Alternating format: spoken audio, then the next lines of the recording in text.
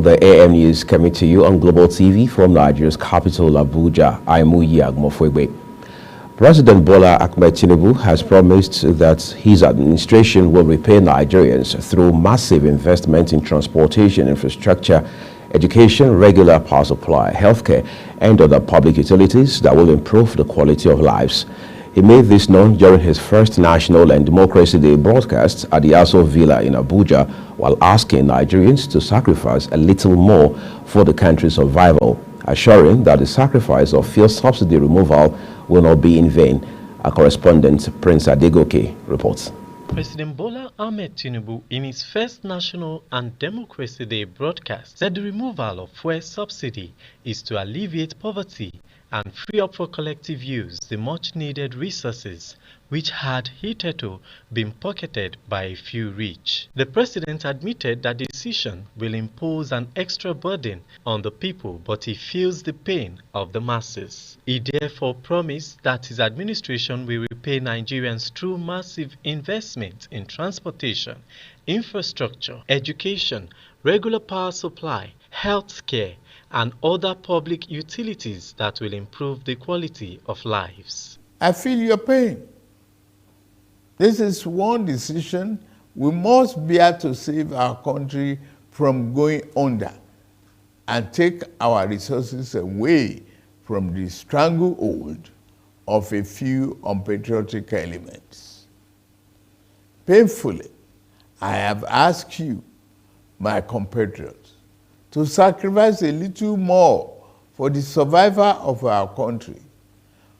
For your trust and belief in us, I assure you that your sacrifice shall not be in vain. The government I lead will repay you through massive investment in transportation, infrastructure, education, regular power supply, healthcare, and other public utilities that will improve the quality of lives. President Tinubu recounts that the fierce opposition to the annulment of the June 12, 1993 presidential election and pro-democracy onslaught it unleashed was the equivalent of the battle against colonial rule by the nation's founding fathers that resulted in the gaining of Nigeria's independence in 1960. The president said the democracy MKO Abiola died for is one that promotes the welfare of the people over the personal interest of the ruling class, and one where the governed can find personal fulfillment and happiness. Tinubu is one that promotes the welfare of the people over personal interests of the ruling class, and one where the governed can find personal fulfillment and happiness. That is the hope MKO Abiola ignited throughout our country in 1993. On this year's Democracy Day, I enjoy all of us, to rededicate ourselves to strengthening this form of government of free people that has been our guiding light these past 24 years. In particular, those of us who have been privileged to elect into public office at various levels in both the executive and legislative arms of government must recommit ourselves to offering selfless service to the people and delivering concrete democracy dividend in accordance with our electoral promises. On my part and that of my administration, I pledge anew our commitment to diligently fulfilling every component of our electoral pact with the people, the Renew Hope agenda. President Tinubu assured that his administration will be faithful to the truth, equity, and justice, as well as exercise its government's authority and mandate to govern with fairness, respect for the rule of law, and commitment to always uphold the dignity of all Nigerians. From the Presidential Villa, Abuja, Prince Adegoke, Global Television News. President Bola Tinubu has kept his promise to Nigerian students by signing the student loan bill into law. A representative of the federal government yesterday, the bill will enable Nigerian students access loans at interest-free rates. A correspondent reports that the bill had passed second reading at the House of Representatives on May 25, 2023. We'll bring you details of that report subsequently.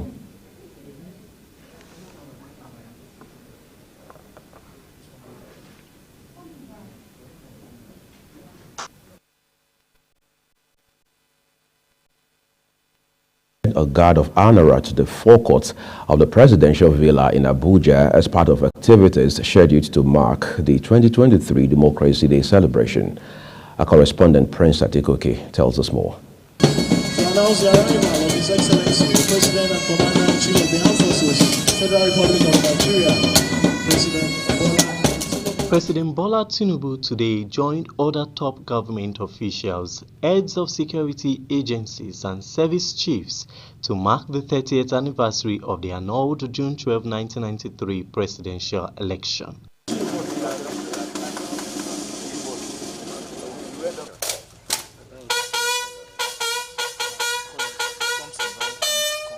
Speaking to State House correspondents, Lagos State Governor Babajide Sanwo-Olu and the vice presidential candidate of the annulled election in 1993, Babagana Kingibe, expressed the need for continued nurturing of the hard-won democratic governance in the country. Of the struggle, right, that make sure that we can have an enduring democracy. And we've had one now that's ongoing for like 24 years, and we're thankful that indeed there is no alternative to democracy, and we just need to continue to nurture it, continue to build on it. Whatever our differences are, let's all clean it up. And the president, in his Democracy Day address, has set out the markers as to where we were coming from, and he has set up beacons as to the direction we should take to make our country great, to strengthen democracy, and to defend democracy. Others also submitted that no matter the differences that characterize the Nigerian nation, there is no alternative to peaceful democratic culture where the rule of law is paramount. It means that we are making progress as far as freedom is concerned. And you know, it's also a period for sober reflections. When you look at the events that happened 30 years ago, we let MKO Abiola, may his soul rest in peace. And then we are celebrating this day, you know, to commemorate that event. It's very humbling. We give glory to God, and today we are celebrating this very important landmark in the history of our country. Remember, it was in 2019 that President Muhammadu Buhari declared June 12th a work-free day. Decided to set out this date, June 12th of every year, to be marked as a remembrance day for democracy. And the activities of that 1993 election that graduated into the democratic election of 1999 till date without interruption. So military rule is now no longer fashionable. The event, which was celebrated at the forecourt of the presidential villa, Abuja, witnessed a parade of guards mounted by detachments of the armed forces in their regimental colors.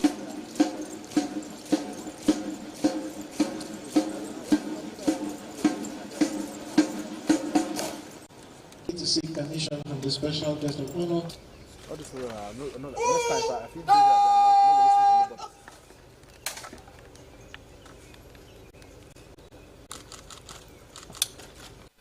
Aside from inspecting the parade of guards, President Tinubu and other dignitaries were thrilled with varieties of military displays and artistic drills.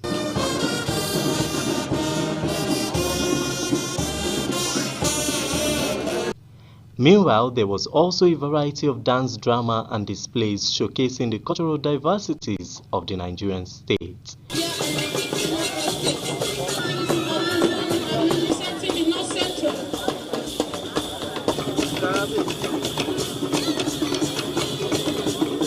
From From the Presidential Villa, Abuja, Prince Adegoke, Global Television News.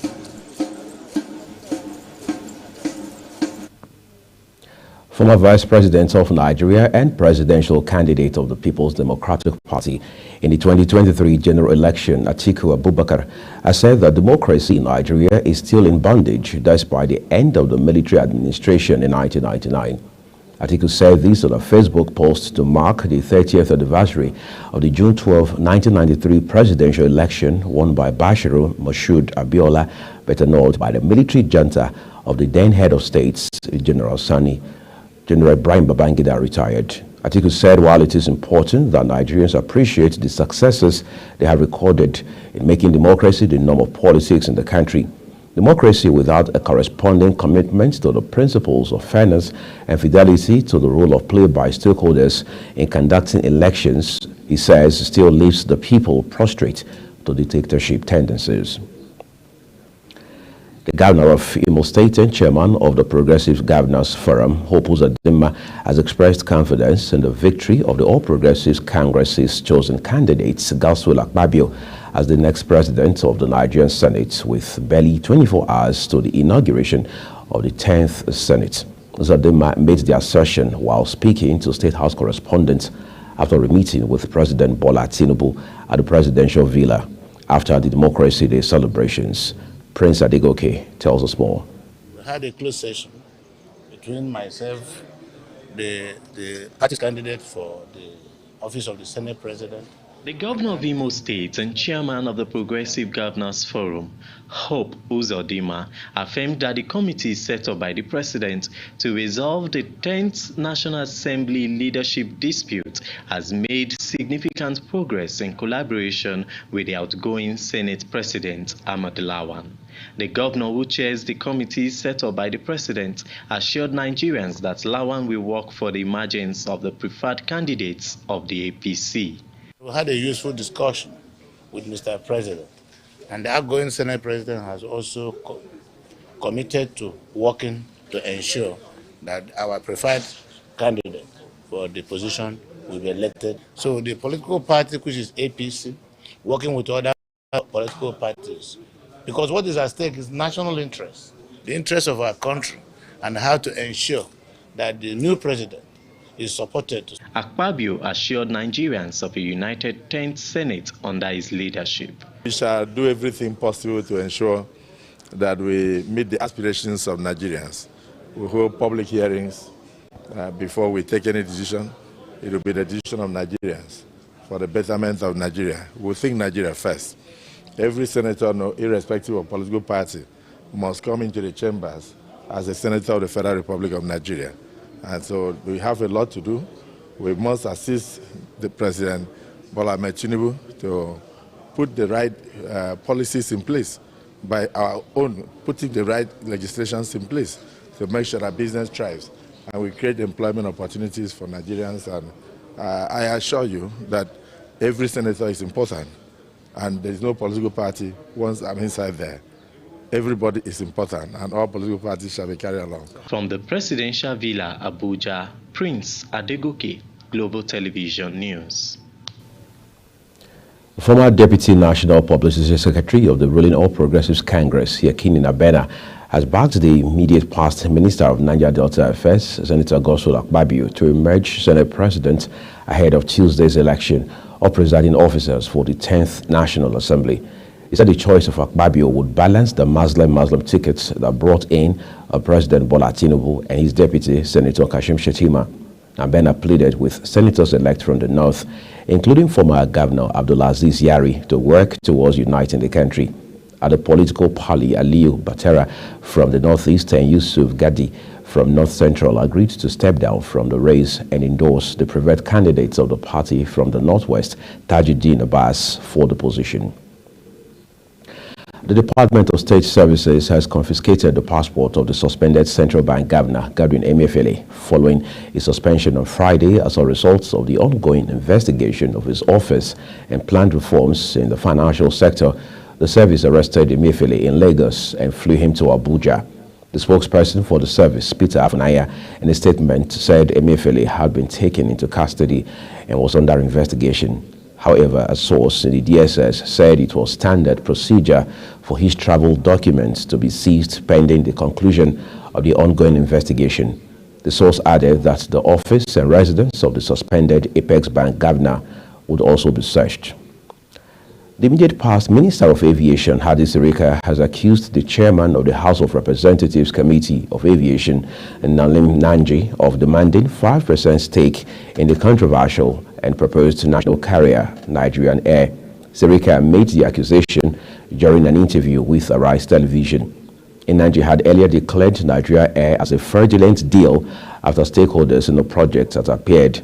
Managing Director of Nigerian Air, Dayo Olumide, while facing inquiries by lawmakers on the project, revealed that the aircraft had landed at Nnamdi Azikiwe International Airport in Abuja on May 26, 2023, was chartered from Ethiopia Airlines. Sirika also said that less than 3 billion naira was spent on Nigeria Air. Nanji described Sirika's allegations as lies, adding that the ex-minister is a drowning man who would hold on to anything just to survive. Governor Umaru Bago of Niger State has pardoned 80 inmates in various correctional centers across the state. The governor also approved the immediate payment of their fines to enable them rejoin their families. Alhaji Abubakar Usman, secretary to the state government, said that the gesture was to mark the 2023 Democracy Day. He explained that the release of the inmates was in line with the prerogative of mercy granted to the governor by the Constitution. Usman appealed to the inmates to make the most of the opportunity to engage in useful ventures and shun any act that could lead them back to prison. He also admonished them to be law-abiding and engage in legitimate endeavors by taking advantage of various empowerment windows. Socio-Economic Rights and Accountability Project, SERAP, has sued President Bola Tinubu over alleged failure to probe allegations that $2.1 billion and 3.1 trillion naira of oil subsidy budgeted as fuel subsidy are missing and unaccounted for between 2016 and 2019. The suit followed reported revelations by the Auditor General of the Federation in the 2016 and 2019 yearly reports that the aforementioned funds are missing. SERAP is seeking an order of mandamus to direct and compel Tinubu to promptly probe the allegations and directs anti-corruption agencies to urgently investigate fuel subsidy payments made by successive administrations since return to democracy in 1999, name, shame, and prosecute suspected perpetrators and recover process of crime. In the lawsuit filed by its lawyers, Kolawole Oluwadare, Adelanke Aremo, Valentina Adegoke, and Ayomide Johnson, the group says that there would be no economic growth or sustainability without accountability for human rights crimes. No date has, however, been fixed for hearing of the suit. As we turn to other stories now, the Kwara State Governor Abdulrahman Abdulrazak has approved the deployment of government buses to support movement of students and workers in public tertiary institutions within the Ilorin metropolis and its environs. The bus rollout is the second phase of the measures being put in place by the Kwara State government to cushion the effects of the fuel subsidy removal. The government had earlier reduced working days for civil servants from 5 to 3 days every week, while bureaucrats work out other measures for workers who are exempted from the policy. A government house statement signed by the governor's chief press secretary, Rafiu Ajakaye, says from Wednesday, June 14, some large buses will be deployed to transport students of public tertiary institutions within the metropolis, including those going to Kwara State University campus at Malete. Further details will be released by the coordinating ministries, agencies, and departments. You're watching the AM News here on Global TV, coming to you live on Star Times channel 276 from Nigeria's capital, Abuja. You can follow us across social media platforms at Global TV NG. AM News returns with more stories, including foreign and sports. Arrived out with this short break. Be sure to stay with us.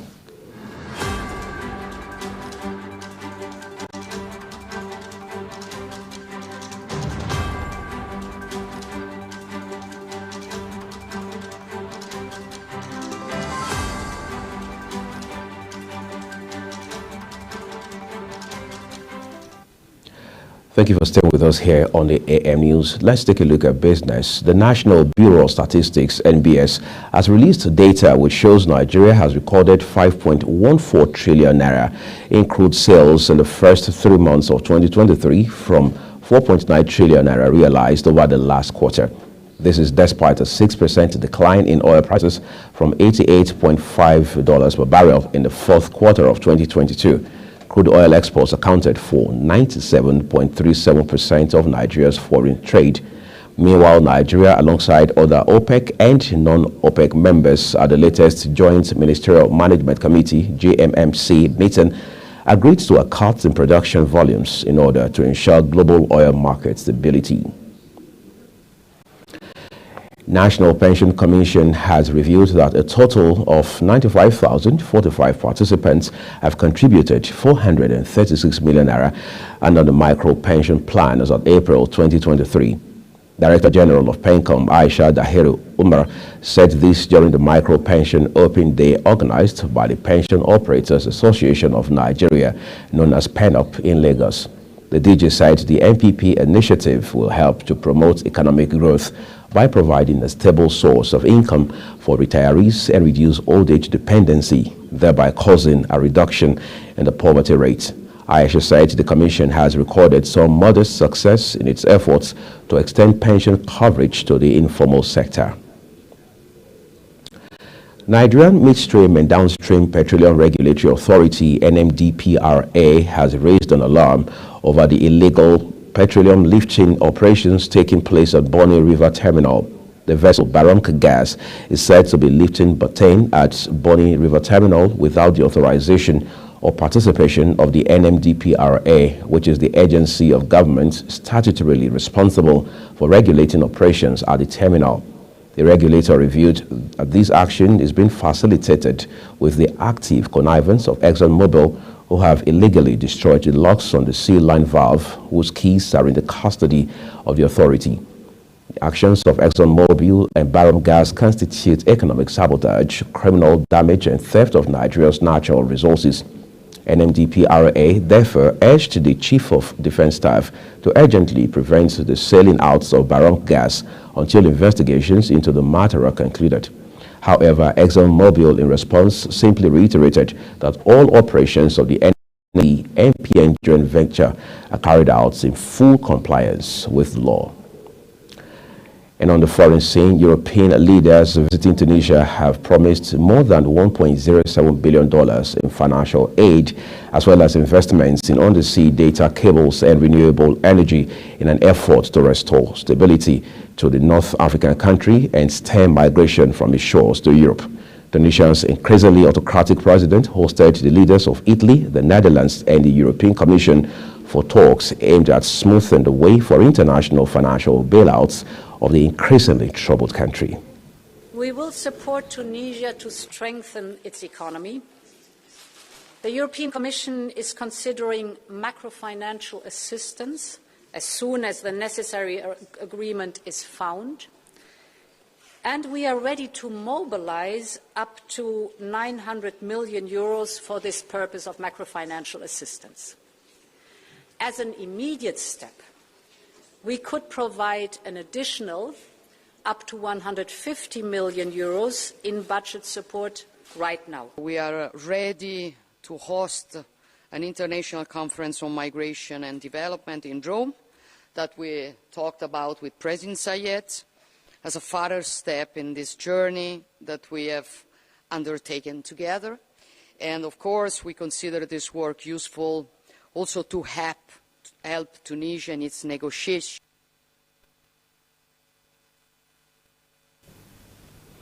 Support from Tunisian President Kailas Saied is crucial to any European deal to curb migration after the talks. Von der Leyen announced a 5-point program to support Tunisia, and a plan will be discussed with all 27 EU countries at the next summit in late June.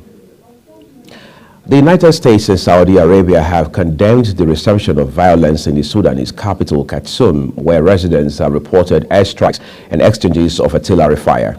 The two countries in a joint statement said the Sudanese army and the paramilitary rapid support forces had controlled their forces during a 24-hour ceasefire, and it was deeply disappointing that fighting had resumed. A pro-democracy neighborhood group said shells had landed in people's homes in the south of the capital following the expiry of the ceasefire. About 13,000 people have been evacuated in northeast Philippines as the country's most famous volcano, Mayon, continued to ooze lava. Mayon started spewing lava last week, but evacuations only began over the weekend as volcanic activity intensified, setting off alerts. More people could be evacuated if Mayon's unrest intensifies in the coming days, says Torresito Bakoko, the country's chief volcanologist. More than 12,600 villagers have been evacuated from the long-established permanent danger zone where the farm animals are being brought out, but thousands of other people need to be temporarily relocated to emergency shelters as Mayon continues to show signs of a possible major eruption within days or weeks. In Albe's Legazpi City, Dr. Manny Victorino and his team of veterinarians also provided deworming medicine, injected vitamin supplements and punched, identifying tags to the ears of several evacuated cows and buffaloes for better cattle monitoring. The animal evacuations underscore the government's dilemma in dealing with threats from about 24 active volcanoes led by Mayon across the archipelago.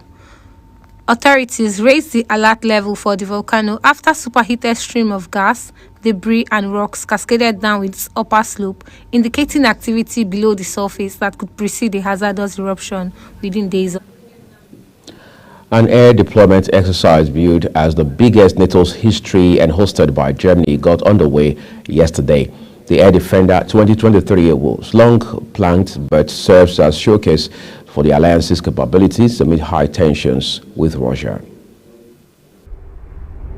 The first planes took off on Monday morning from airfields in northern Germany. Some 10,000 participants and 250 aircraft from 25 nations will practice responding to a simulated attack on a NATO member. The United States alone is sending 2,000 U.S. Air National Guard personnel and about 100 aircrafts. Russia's invasion of Ukraine in February 2022 jolted NATO into preparing in earnest for the possibility of an attack on its territory. Sweden, which is hoping to join the alliance, and Japan are also taking part in the exercise. Germany's Air Traffic Control Authority had worked with the Air Force to keep disruption limited. The drill is limited to 3 areas which won't be used at the same time and will be over before school vacation starts in any German state. The Air Defender 2023 exercises are set to run through June 23rd. We'll now bring you sports wrap-up with Fidelis Ieguena. Spokesman of Silvio Berlusconi has confirmed the passing of former Italy Prime Minister and AC Milan owner. Berlusconi, who was hospitalized for COVID-19 in 2020, suffered from heart ailments and prostate cancer. He was recently diagnosed on April 5th with a lung infection. The billionaire media mogul was stripped of his Senate seat and banned from running or holding public office for 6 years on grounds of corruption, coupled with continuous sex scandals, until he eventually held office again after being elected to European Parliament at age 82 and then last year to the Italian Senate. Berlusconi served as Prime Minister in 1994 to 1995 and all through to 2011, and despite not having a direct role in government, his Forza Italia party is a member of Prime Minister Giorgia Meloni's right-wing coalition. The late Berlusconi, who owned AC Milan between 1986 and 2017, and seeing the club win 3 Champions Leagues, 8 Serie A titles, and the Coppa Italia, was Italy's longest-serving prime minister despite sex scandals. He was admitted to a Milan hospital on Friday to be treated for chronic leukemia. Real Madrid-bound England midfielder Jude Bellingham is set to miss the 3 Lions 2024 Euro qualifiers against Malta and North Macedonia as he continues to recover from a hamstring injury.